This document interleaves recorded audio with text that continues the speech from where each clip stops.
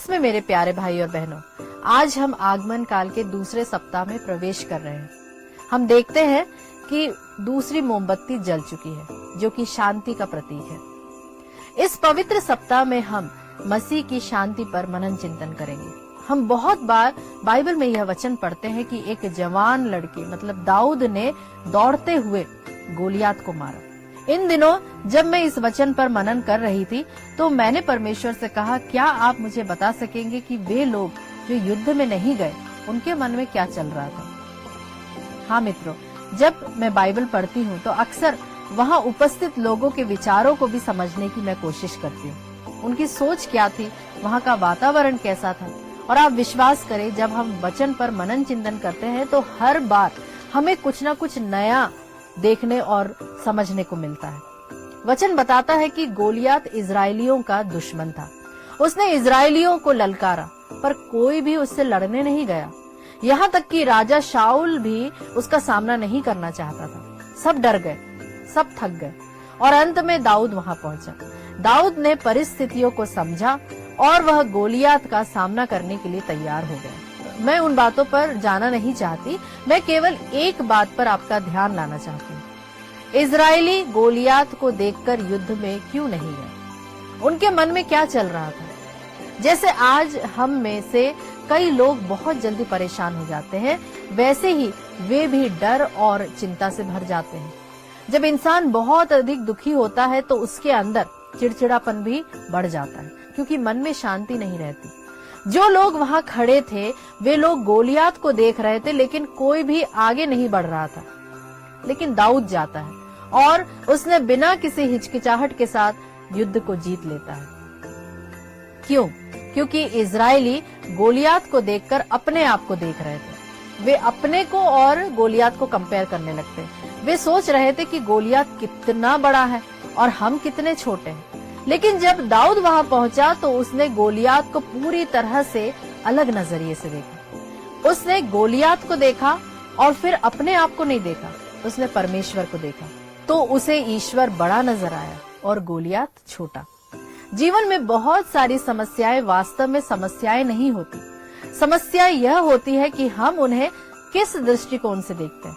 बहुत सी बातें दुनिया में होती रहती है, पर हम परेशान नहीं होते क्योंकि हम उन्हें समस्या नहीं समझते। कई बार किसी की समस्या असल में समस्या नहीं होती, उसे देखने का नजरिया ही उसे समस्या बना देता है। इजरायलियों ने जब गोलियात को देखा तो उन्होंने सोचा ये बहुत बड़ा है और हम इसका सामना नहीं कर सकते। लेकिन जब दाऊद ने गोलियात को देखा तो वह जानता था कि गोलियात बड़ा तो है, पर वह परमेश्वर से बड़ा नहीं है। यही उसका विश्वास था, यही उसका नजरिया था।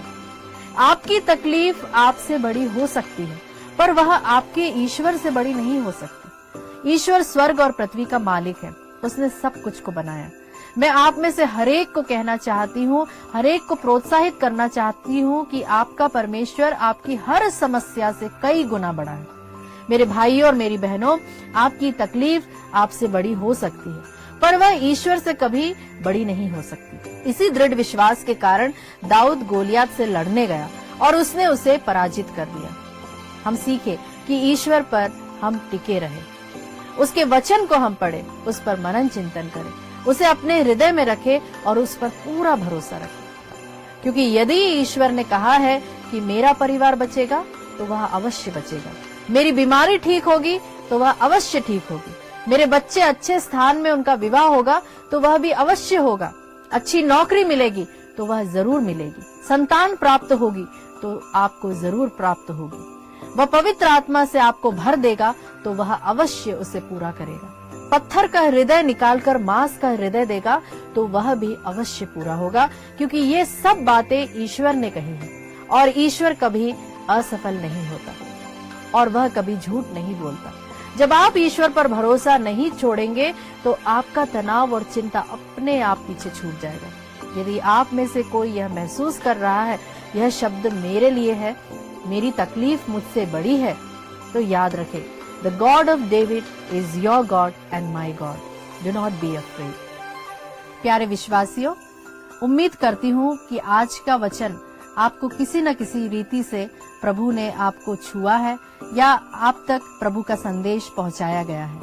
प्यारे मित्रों, आज के प्रतीकात्मक चिन्हों में से हम लेंगे दूसरी जलती हुई मोमबत्ती का चिन्ह, जो कि शांति का प्रतीक है। प्यारे मित्रों, यदि आपने इन दिनों में कोई भी प्रतीकात्मक चिन्हों से या संदेशों से कुछ भी सीखा है, कुछ भी नया आपने सुना है या जाना है, तो आप भी उस खुशी को जाहिर करने के लिए हम तक अपने मैसेजेस को पहुंचाएं। हमें बहुत ही खुशी होगी। इसी के साथ मैं आपसे आज विदा लेती हूं। कल हम फिर से एक नए विषय पर बात करेंगे। तब तक के लिए जय यीशु, प्रेज द लॉर्ड।